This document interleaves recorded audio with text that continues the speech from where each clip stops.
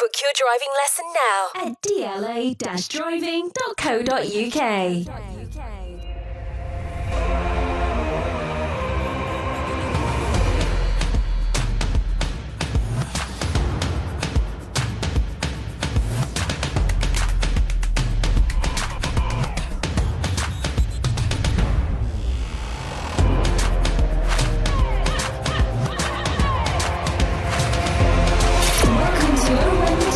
Sponsored by DLA Driving Schools. Hello and welcome to Oh the Town. My name's Dave, and what a Super Sunday we had. Super Sunday, first time on it, I believe, on Sky Sports, and we come away from Kenilworth Road possibly a little bit disappointed we didn't make the whole 3 points against a fantastic Liverpool team. And when you look back, it's a bit disappointing, but oh my God, was it our best performance? I'll be talking about that in a moment. We've got the 3-word reviews and much more to talk about this evening. I've got with me, of course, Steve and Bataro. How's it going? Wonderful. Excellent, my friend. How are you? I'm all right, actually. I'm a little bit... How can you say you're disappointed about walking away from Kenilworth Road when you've just played a top 6 side, someone as good as Liverpool, and you're disappointed you didn't win? It's timing, isn't it? Yeah, the way it unfolded, I thought it was an absolutely fantastic day. Yeah, deep into injury time, off his shoulder, gutting, really gutting. Just shows us how far we come. Sorry, though. That's the main thing. That's the point. Yeah. Just before we start, I'd just like to mention the tragedy chanting that some areas of the ground on Sundays, quite disappointing to hear. We know it's totally unacceptable, and the podcast, and I'm sure all Luton fans don't condone that type of chanting. So let's talk about the game. Let's talk about the three-word reviews. Your 3-word reviews are Fraser said, so proud. Chaz, best performance yet. Ian, should have won. J-Mo, massive point. Graham, felt like defeat. Tom, Barkley's best game. Connor, brimming with pride. Ted, vintage counter-attack. And Jimmy, check on gas, which I think that's literally my favourite. Anything that takes your fancy, boys? Well, just for the comedy value, check on Garth, to be fair, because I wonder what he's doing and what he's saying these days. But no, look, forget that.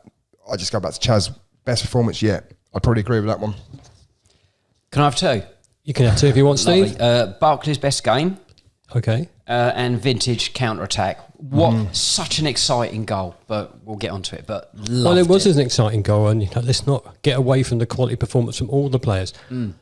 Let's be honest. How did you think it was going to go before you actually got to the stadium? Were you thinking we'd be lucky to get anything out of this, Bataro? No, I was saying to you, I've got a good feeling about today. I was saying to every single person who I'd seen, I've got a good feeling. Everyone was looking at me going, "You're an idiot, mate. You're going to get pumped." Obviously, I'm a Liverpool fan as well, and he's like, if you concede less than 5, then it'd be a good day out for you. And I was like, no, mate. I actually was predicting a 1-0 win. They're a humble lot, aren't they? Yes. The Liverpool fans, mate, yeah. You know these Scousers that with a southern accent. Sorry, they're the best ones. But look, I mean, yeah, it's what it is. I didn't expect us to win. I could see how we could have done, and it sort of almost come to fruition, didn't it? But yeah. I'm going to want to sort of talk about pretty much everyone. Well, we can talk about everyone as we go. But let's get into it. It's fine. I was going to say, though, you go to the stadium on a Sunday at 4:30, it's getting dark. The lights are on. It felt like a Tuesday night game to me. And I thought the stadium was rocking. I was pleased about the atmosphere in there. And I thought maybe we could be an upset because we're due a win. We've been improving all of the time. It was a really great occasion again. It sort of felt similar when we sort of walked out against Tottenham. It was a real event, and it was great. Another quiet set of away fans, I thought, to be honest. The worst I've ever seen, I think. Yeah, I didn't hear a lot of them. I need to jump to some sort of defence for them, because what I would say is that we have so little support for them to come to. There's only certain people that would qualify for tickets on their system. So maybe the vocal ones aren't the ones that get in that 1,200. Yeah, they would still. Well, I get that, but maybe the ones that don't sing the chants or don't sing all that sort of stuff are the ones that get the... Yeah. So I'm giving them the benefit of the doubt. Yeah, maybe. But although I agree with you. Yeah, we certainly done our bit, though. I thought it was fantastic. And certainly points during the second half, the whole of the Luton support was up and singing, and, people sort of mock, 11,000. But you look at the amount of times there's a Luton game and the commentators say, what a fantastic atmosphere. There's so many games where it's not even discussed, but every single time there's a Luton game, they say, what an atmosphere it is. All I would say, obviously, like I say about the noise in the stadium, whatever else, if you listen to Sky Sports, obviously on the replay back or whatever on the highlights, the noise is incredible. It's as loud as you hear at any other club.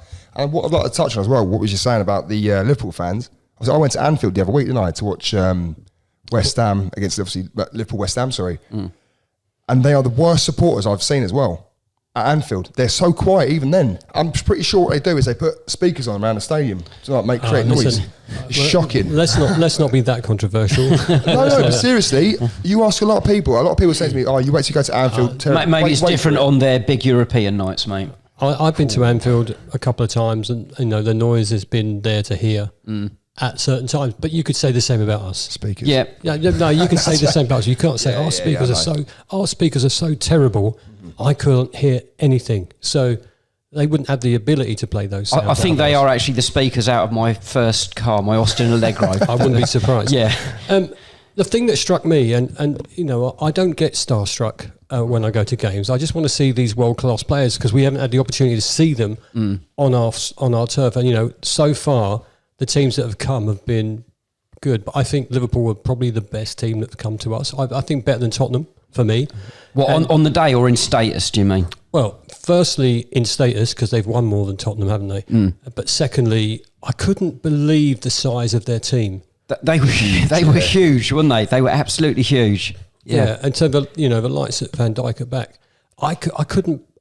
I've seen him on the telly. Yeah, he looks, but in real life, my God, he's a bit of a force. Kanate as well. He's a fucking unit. Yeah, absolutely, really massive. I mean, Nunes is a sort of tall lad as well, but you're getting pace with it as well. That's the frightening thing. There at some point. Maybe sort of quarter of the way into the game, there was an aerial battle between Morris and Van Dijk, and they both smiled at each other. And, as I say, really enjoyed it. You see Van Dijk, bit of old school football. You see a bit of respect there. It's just one of those games where it was like a cup final, not cup final, but cup match. Yeah. And I was praying that we didn't start the same way we started Villa. And that's the thing, we didn't either. I mean, I feel like that's the first time, probably a long time. I can't remember the last time when we played sort of like the first 20, 30 minutes without getting dominated as such. Obviously, like you say, you touch back on the Tottenham game. I think they peppered our goal for the first 12, 15 minutes. Could have been 3-4 up. Everton could have been 3 or 4 down, 2 or 3 down, in the first sort of 15 minutes. And it was almost like we started off quite well, I thought. And I wouldn't say it was like front-footed from us, but we were in the game. It was pretty even for the first 10, 15, 20 minutes, I would say, even possession-wise.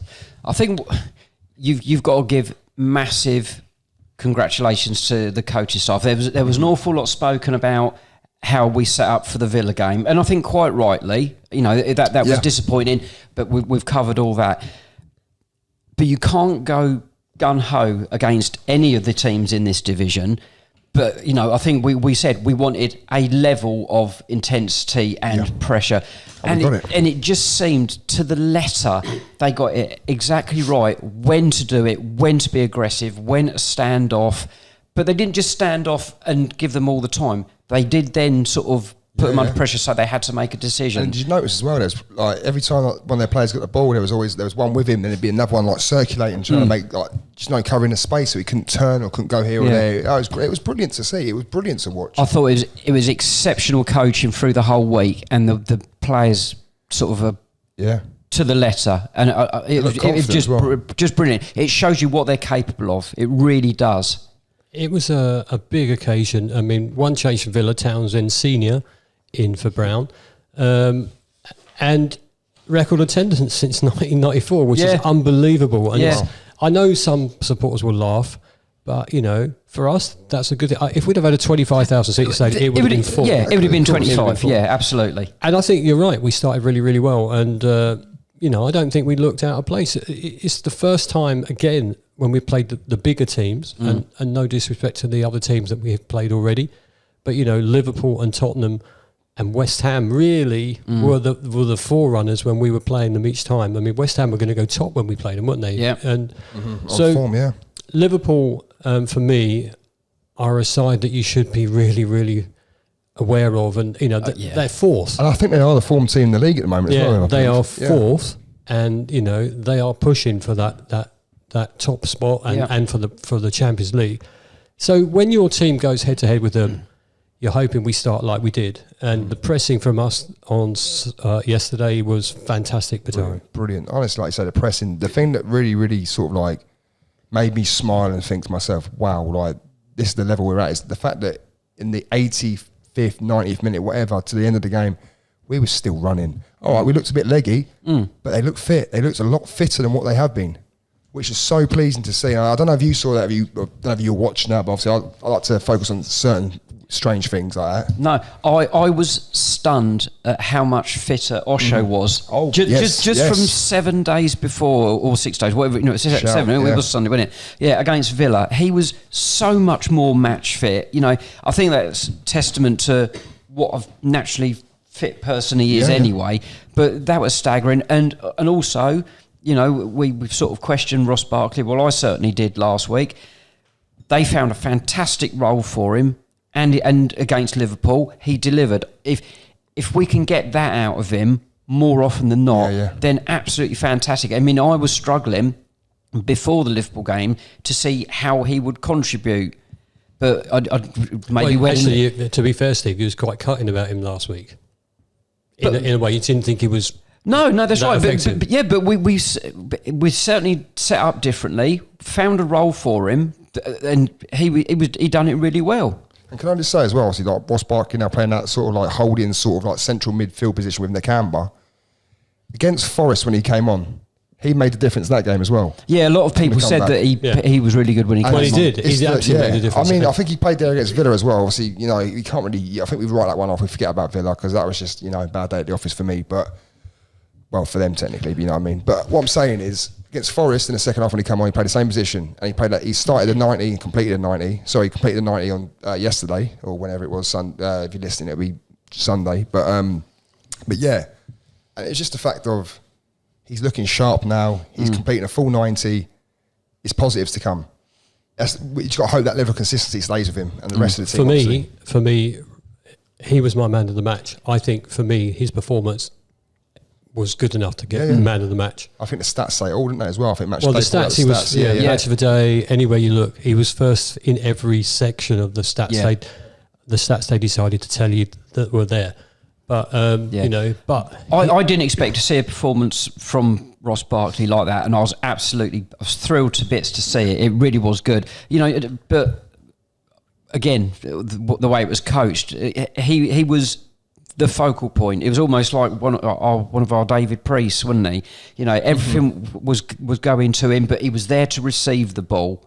And defensively as well, off the ball, he was brilliant. I mean, Ross Barkley was never ever known for sort of like his defensive work or this. It just seems like yesterday, well, like say Sunday, he was brilliant. He was just like, he was intercepting, he was blocking, he was getting in the way of passing, he was blocking, I was so disappointed with that shot that he put way over the top in the first half because the way he was playing, he was really high in confidence. And, I said to the guy next to me, he was the one person that you would have wanted at that moment, and he sort of just put it straight over. I bet he was gutted with that. Yeah, Liverpool had a couple of chances in the first half. Kaminsky proved he was a good purchase for us. I mean, I think officially he got man of the match. Yeah. Sponsors, I think it was a sponsors man of the match. Yeah, it was the sponsors one. Yeah. So I would say he had some great saves.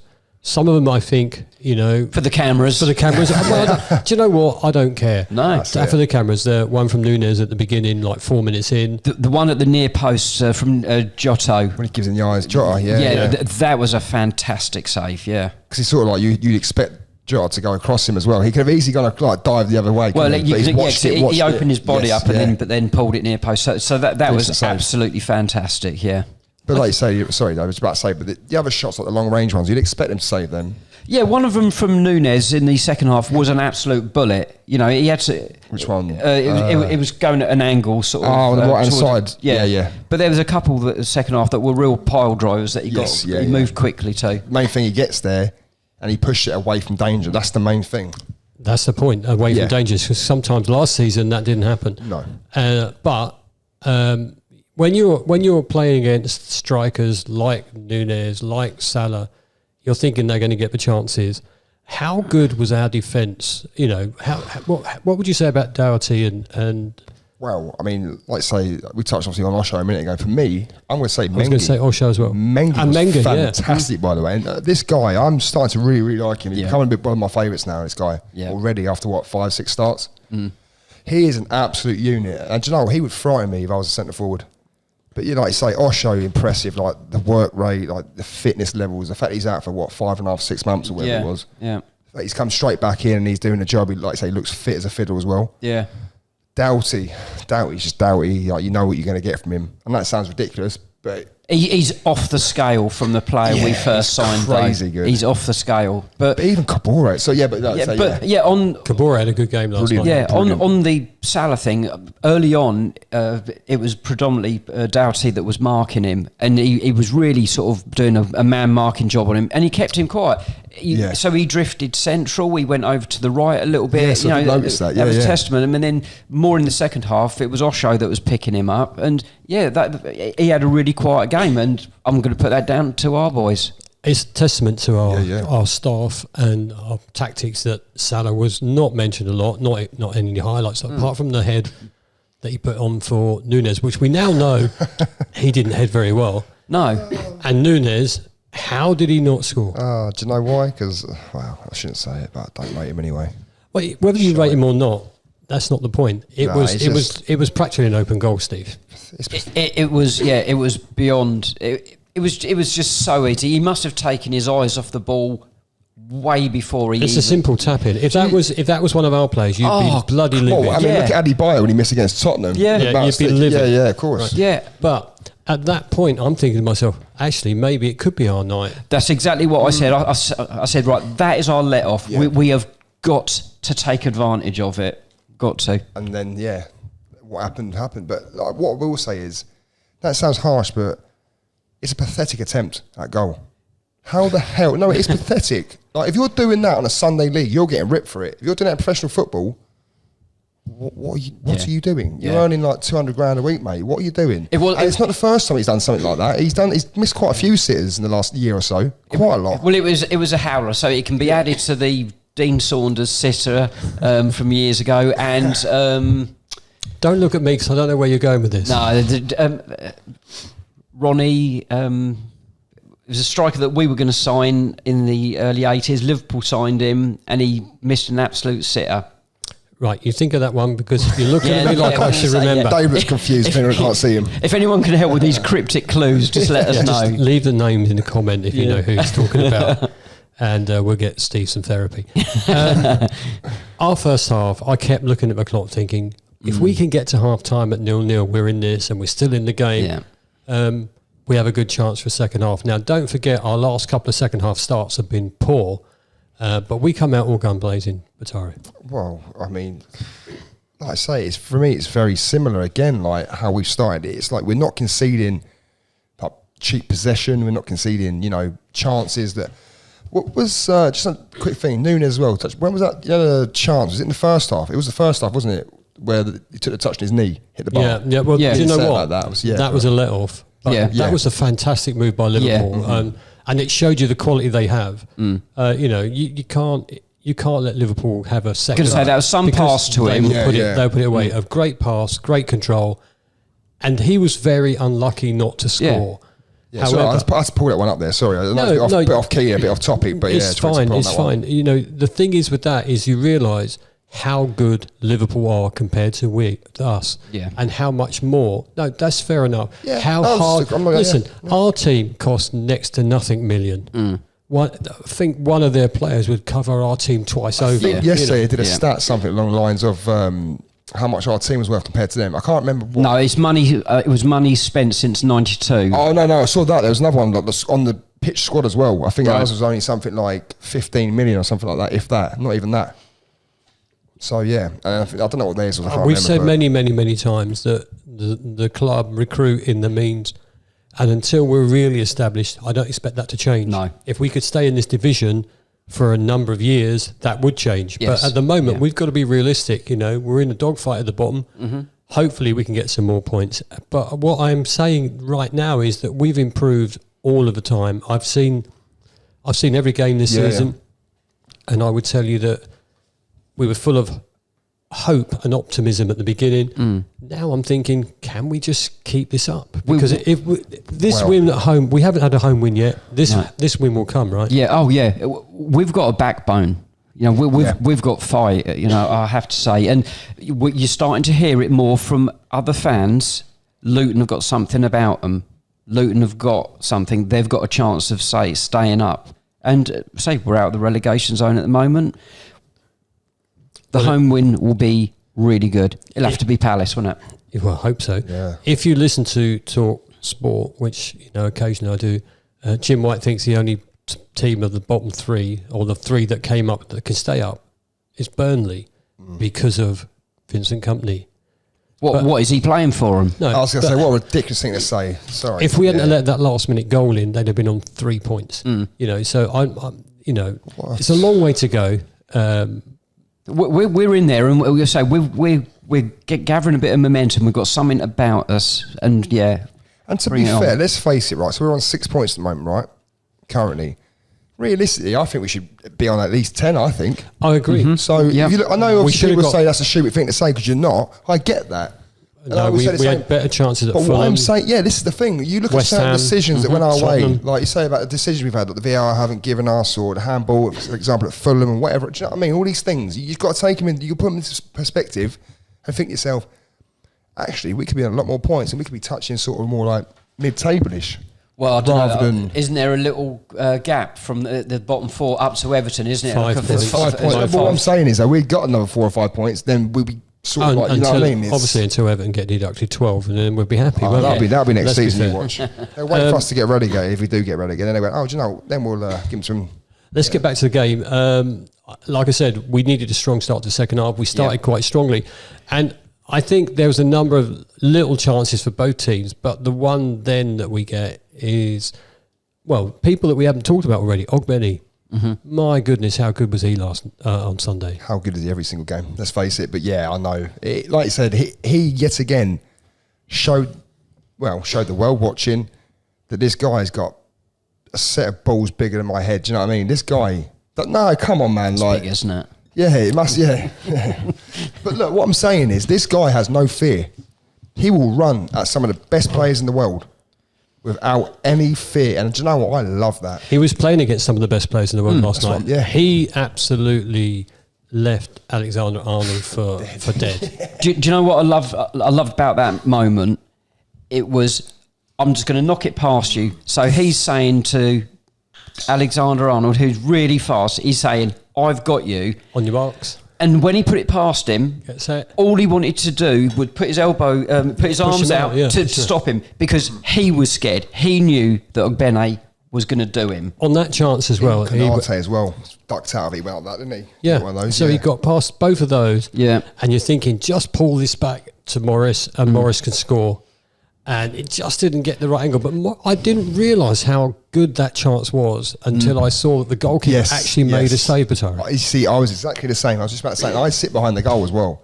And I did not realise there was a better chance than what we thought. I genuinely thought that he was crowded out. He was never going to squeeze it between. Like, I thought it was too, you know what I mean? The angle, like the percentage was very low. But if you watch it, it's probably, you probably got like a 70% chance of scoring or something there. Going to say, it just hit the keeper's knee, and it could so easily have bounced Chong. Yeah. I don't think Ogbene could have got it straight across to Chong, because there was, I think, at back least post. That's what I was there about was to two say, yeah, defenders, Morris in the way, but the ball, I think, was a slight deflection to Morris, but he done all he could, to be honest with you, and he just caught the knee.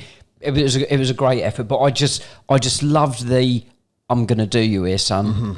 I was on the Liverpool podcast preview about the game and they said, who should look out for? I goes, well, if you don't think Ogbeny's a great player by the end of the next game, there's something wrong with you. And it proved correctly. Find out what their opinion is now. So I don't know. See they thought anything of him. Because I thought he's, like I say, he's brilliant again, but... What worries me, if he gets really, really good, he won't be with us for too long. No. And I think that's the thing that disappoints me. But I'm thinking that we could stay up. And if we do stay up, he stays. Yeah, exactly. I watched the game when I got home again, because that's what I do. And the Sky commentators sort of commented, that he had given Liverpool a torrid afternoon. It's good. People are starting to be aware of him now. Yeah, this is it. This is the thing, like say, beginning of the season, a lot more people were writing us off. It's not like that as much anymore. Obviously, people still do, but people are starting to realise that we have got Premier League quality. I'm not saying it's top quality what we've got, but some of those players, they can compete at a level. I mean, Ogbeny's shown a consistent level every single week. Yeah, but he's able. Same as Barkley, I believe. Our positivity is because of the whole package, though. It's the way that they're coached. They play for each other as well. The total bonding. Yeah. It's the whole package. It's so much more than Premiership quality. It's the whole lot that as a team they give. No, I agree. But what I'm saying is, like, certain players, like beginning of the season, you would have thought, are they Premier League quality? But I'm starting to see individuals you're seeing individual brilliance now from certain players, which is good. Cause I think sometimes what I'm saying is, it's great. Like we all know they're a team anyway. They got heart. They play with passion. They work for everyone. They work for each other. Sorry. But what you want to see is players step up and go, do you know what? I can do this and I can do that. I'm going to run at you. I'm going to do this. I'm going to upset you. Rather than go, I'm a bit worried about this. Or, you know what I mean? I thought that was Cabore's best game by a mile. Yeah. I thought he was wonderful. How good has he been the last 3 games as well? 2 or 3 games. Kabore? Yeah. I've been disappointed with some of his performances, but I think I think this one has been... I agree with you, Steve. And in fact, you can go for every single member of the team and go, is it because we come away from that game with a bit of euphoria because we didn't lose to Liverpool? Or is it because they actually were good? I think the euphoria is because... we went ahead, such an exciting goal. I love a counter-attacking goal. They're brilliant. And just the circumstances, and they got a late equaliser, but it was the fact that we give them a right dusting up, and, they struggled. We made them really work hard, and, they didn't get what they wanted. Let's talk about the goal, because that was a moment of ecstasy at Kenilworth Road. Loud. Yeah. Oh, wow. Liverpool have a shout for a pen. When you look at it back, whose hand did it? Was it? It was Barkley. Yeah. He had his back to the ball. Yeah. How can they call that handball anyway? And it was a natural motion as well. He jumped, he was coming down and whatever else. I think players are going to appeal it, like we did against West Ham, which is much more of a giveable handball. But no, it was not a chance. If you're at Anfield and 40,000 people shout handball, do you get a different decision? I'd like to think not. You don't know, but for years it felt like it was that way, but we don't know. Well, any game. Yeah. Anyway, but what someone said earlier, I think it might have been on the Match of the Day highlights. A lot of the Luton players, or some players, when the ball broke to Barkley on the edge of the area, they would have just let's get it out of here. No. But he took a touch and then it opened up. He was very aware of what's around him. Yeah. He was very aware of what was behind him. Yeah. And the run, and you're thinking, don't lose it now. And he pings it out on his right foot. At the right time. Right time. Released, outside the boot pass as well, I believe. Outside of the boot pass. Brilliant, yeah. And now you're thinking, this is our best opportunity of the game. Please don't mess this up. Yeah, the cross from Kabore Bataro was amazing. Fantastic. It could not have gone any better, could it really? And do you know what? We say about the cross, the finish as well, the bravery as well. To stick your leg in. I'm sorry, but he could have broke his leg finishing that.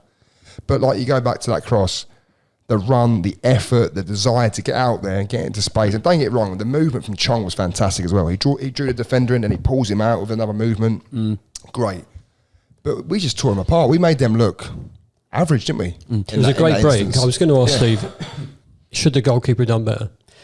Yeah, he just looked a bit wooden, didn't it? Yeah, I think he hesitated. Then the moment was gone that he could shut it down, but he looked a bit wooden. That, but I think what Bataro just said a moment ago was bang on as well. All the way through the counter attack, Chong was sort of saying over there. You know, he wasn't just running blindly. He was looking and sort of seeing how it could unfold to create the space. So clever, wasn't it? Yeah, I just like that level of awareness in a, you know, high pressurised sort of situation. I like that. And then we had the biggest nightmare ever because the board goes up 8 minutes and you're thinking, we're playing bloody Liverpool. Can we just have 2? You know, 2 minutes we hang on. I don't know where 8 minutes come from. Yeah, I was about to say, do any of you boys think that there was 8 minutes worth? To be fair, they played 10 minutes in the end, didn't they? Well, they played, we got to 100, didn't we? They were trying to wait for Liverpool to score, and that's what they were trying to do. There was 2 Kabore incidents, substitutions, wasn't there? VAR checks for the goal. 2 Kabore injuries. Yeah, and you're just thinking 8 minutes, it's that time where you think, can we hang on? Because we've seen Luton lose from that position before. And obviously, inevitably, it happens, and Diaz, you know, he puts it in with his shoulder. Yeah, but it was a bit disappointing before that because Nakamba tried to clear it. I think he hit smashed straight when they played. Well, I think it was Elijah, to be honest with you, and then it fell to them, and the cross come over, and you know, Kabore was absolutely knackered. He'd put such a shift in, but he still made it difficult. But as I say, Diaz just got such a run on. A really good leap. He had and he was in that. He felt like he was in the air for quite a while. Yeah, but he leapt too high because he hit his shoulder. Yeah, hit his shoulder. But a goal's a goal. Yeah, right? A goal's a goal. know. And at that point, you're thinking, can we hang on? Will they get another chance? You're going to say, because there was still, about 4 minutes, and I thought, if we lose this, that would be they play for another 6. Devastating. But like Rob Edwards said in his post-match, he turned around and said something like along the lines of, do you know what, you've got to be really, really proud because of the fact that we could have lost that game, because after they've got the momentum with like 4 or 5 minutes to go still, you could have easily lost that, but we didn't, and we stuck in, we were gritty, just everything, just awkward, like, all right, at this point, I think our legs are gone, haven't they? And we were sort of like, just make sure you're nice and compact, don't give anything stupid away.